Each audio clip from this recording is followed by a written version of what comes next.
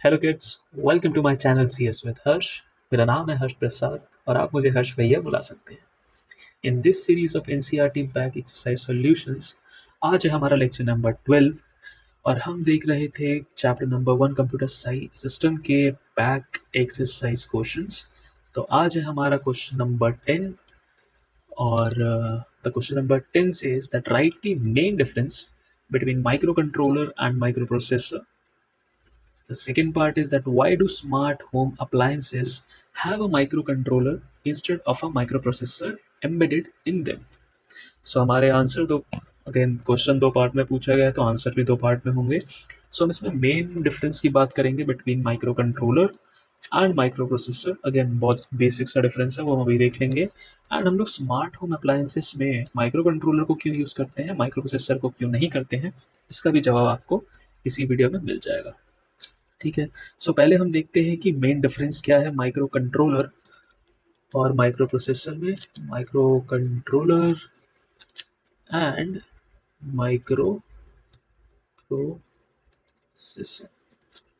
सो microcontroller हमें पता है that the design and functionality कुछ इस तरीके से है इसका, that it is design to perform some specific task. Okay, whereas your microprocessor is designed to perform general tasks that can range from playing music, okay, or writing a letter or other computer related task. ठीक है। सो ये पता है हमें कि micro controller specific task के लिए बनाए जाते हैं, वेराज आपके माइक्रो प्रोसेसर्स जो होते हैं वो एक जनरल पर्पस टास्क परफॉर्म करते हैं, यानी कि वो कुछ भी हो सकता है, उसमें हम लोग कोई भी टास्क परफॉर्म करवा सकते हैं इन दी डोमेन जो वो कर सकता है। ठीक है। सो इसमें क्या होता है कि एक ही इंटीग्रेटेड सर्किट पे आपका सीपीयू, आपके इनपुट आउटपुट पेरिफेरल्स, ठीक है, और आपके रैम या रोम जो भी होता है, ये सब कुछ एक ही सर्किट के ऊपर, इंटीग्रेटेड सर्किट के ऊपर बना होता है। Whereas in your microprocessor हमने देखा था कि ऐसा कुछ नहीं होता। माइक्रो प्रोसेसर बेसिकली आपका सीपीयू होता है और बाकी जो भी इनपुट आउटपुट डिवाइसेस होते हैं, इनपुट डिवाइस हो गए, आउटपुट डिवाइस हो गए, वो हम अलग से कनेक्ट करते हैं through the peripherals given in the system. ठीक है, एक चिप पे नहीं होता, ये सब अलग होते हैं सीपीयू से। ठीक है। सो ये दो पार्ट जो हैं ये आपके माइक्रो कंट्रोलर को माइक्रो प्रोसेसर से अलग बनाते हैं। सो अगेन इतने ही पढ़ने से मेरे को पता लगता है कि आपको डिफरेंस समझ आ गया होगा कि, एंड ये भी पता चल गया होगा कि क्यों हम लोग स्मार्ट होम अप्लायंसेस में माइक्रो कंट्रोलर को यूज़ करते हैं rather than our microprocessor. Again simple है, आपका जो माइक्रो कंट्रोलर होता है ना, एमसी यूज़ कर लेते हैं माइक्रो कंट्रोलर के लिए। सो माइक्रो कंट्रोलर जो है वो पहली बात एक ही इंटीग्रेटेड सर्किट पे आपको सब कुछ मिलता रहता है, that is your CPU, input output devices, input output peripherals, sorry, RAM and ROM. ठीक है, ये आपको एक ही इंटीग्रेटेड सर्किट में मिल जाता है। सो अगेन आपकी जगह कम यूज़ करता है। ठीक है, can say less space occupied. Again ये एक स्पेसिफिक पर्पस के लिए बनाया जाता है, यानी कि और हमारे होम अप्लाइंसेस भी जो होते हैं वो स्पेसिफिक पर्पस के लिए होते हैं। Whether your it is your you can से ग्राइंडर हो गया, या फिर आपका फ्रिज हो गया, या फिर आपकी वॉशिंग मशीन हो गई। ठीक है, ये सब स्पेसिफिक टास्क इसका काम क्या है भाई, खाने को फ्रेश और ठंडा रखना। ग्राइंडर यानी कि सब्जियों को काटने के लिए, वॉशिंग मशीन कपड़े धोने के लिए है। सो ये सब स्पेसिफिक टास्क है ना, ऐसा तो है नहीं कि आप फ्रिज से यार कपड़े धुलवा रहे हो या ग्राइंडर से आप लोग कुछ और करवा रहे हो, ऐसा तो है नहीं। सो दैट इज़ वाई जब स्पेसिफिक टास्क की बात होती है तो स्पेसिफिक टास्क में हमें रैम और रोम की ज़्यादा ज़रूरत नहीं पड़ती, एक लिमिटेड अमाउंट हमें ज़रूरत पड़ती है। ठीक है, हमें पेरिफेरल्स को एक्स्ट्रा कनेक्ट नहीं करने उसके। ठीक है, वो इंटरनली वो सब कनेक्टेड होते हैं, जो भी उसके इनपुट और आउटपुट जो भी फीचर्स होते हैं वो इंटरनली सब कुछ मैनेज्ड होता है।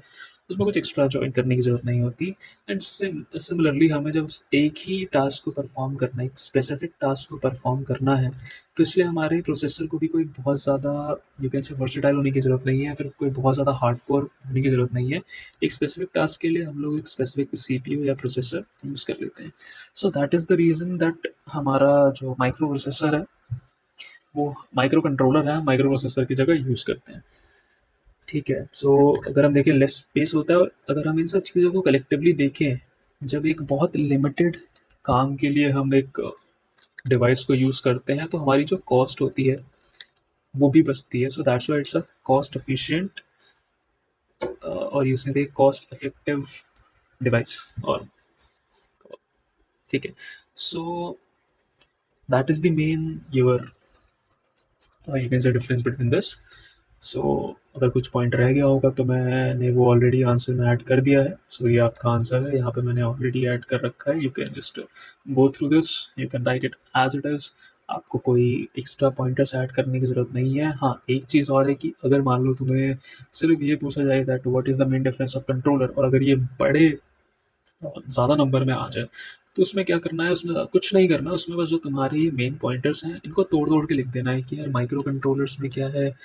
आप सीपीयू के बेसिस पे उसको डिफरेंशिएट कर दो दैट माइक्रो कंट्रोलर में आपके सीपीयू स्पेसिफिक टास्क के लिए यूज़ होता है तो इसलिए लिमिटेड होता है, whereas in your microprocessor, microcontroller और माइक्रो प्रोसेसर में ये आ गया कि आप सीपीयू मल्टीपर्पस होता है, तो it doesn't have this thing कि वो लिमिटेड हो। ठीक है, तो इसलिए वो ज़्यादा वर्सेटाइल होता है, उसमें ज़्यादा कोर्स होते हैं।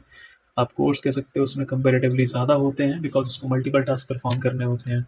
ठीक है, रैम इसमें अगेन लिमिटेड होती है, उसको तोड़ के लिख सकते हो। इसमें क्या है, इसमें जो रैम होती है वो वेरिएबल होती है, वो अकॉर्डिंग टू योर रिक्वायरमेंट आप उसको चेंज कर सकते हो। सिमिलरली रोम का भी यही होता है, रोम इसमें लिमिटेड होती है, रोम इसमें जो यूज़ होती है हैव स्पेसिफिक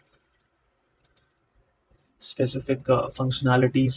ठीक है, and specific, or you can say have, it has more functionalities as compared to बताया ना BIOS होता है, बेसिक इनपुट आउटपुट सिस्टम होता है का सॉफ्टवेयर जो होता है वो उसमें पड़ा हुआ होता है। ठीक है, so these are the pointers. Even input output devices के भी लिख सकते हो कि इसमें आपका within the integrated circuit होता है, वेराज इसमें जो आपके इनपुट